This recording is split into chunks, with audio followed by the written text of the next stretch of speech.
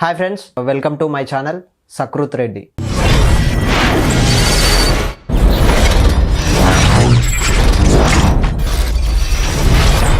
ఈరోజు టాపిక్ ఏంటంటే, నా ఫ్రెండ్ రైడర్ స్విగ్గీ జొమాటో చేస్తూ ఉంటాడు.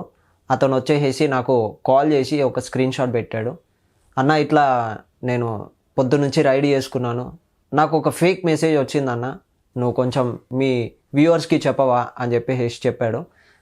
ఏం జరిగింది, అసలు ఏం జరిగింది ఏంటి అని అడిగితే అతను ఏమన్నాడంటే, అన్న ఇట్లా నేను రైడ్ చేసినాను, రైడ్ చేసిన తర్వాత ఒక రైడ్ వచ్చింది, ఒక ట్రిప్ పడింది. ట్రిప్ పడ్డప్పుడు నేను కస్టమర్కి కాల్ చేస్తే కస్టమర్ నాకు కాల్ చేసేసి, అన్న ఇది నేను మీకు వచ్చేసి 200 అయింది కదా, నేను 3000 పంపిస్తున్నాను, దాంతోపాటు ఇంకొక 200 అంటే 3400 పంపిస్తున్నాను, మా బ్రదర్ వస్తారు, నా ఫోన్పే పని చేయట్లేదు, మీరు వేయండి డబ్బులు అని చెప్పేసి నేను పంపిస్తున్నా అని చెప్పేసి ఫేక్ మెసేజ్ పెట్టేసేసి పంపించాడంట. ఇతను వచ్చేసి అది నిజమైన మెసేజ్ ఏమో అనుకో అని చెప్పేసి అకౌంట్ చూడకుండా మెసేజ్ వచ్చింది కదా అని చెప్పేసి ఆయనతో 3400 అతనికి పంపించాడంట. మీరు కూడా ఇలా చేయకుండా చూసుకోండి.